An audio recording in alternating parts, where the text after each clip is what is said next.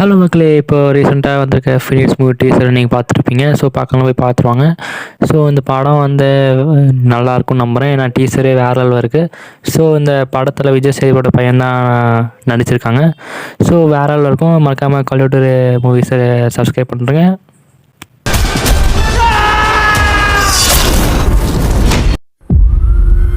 யோ, சிட்டியில் இருக்கிற junior jail உன் கண்ட்ரோலில் தானே இருக்கு.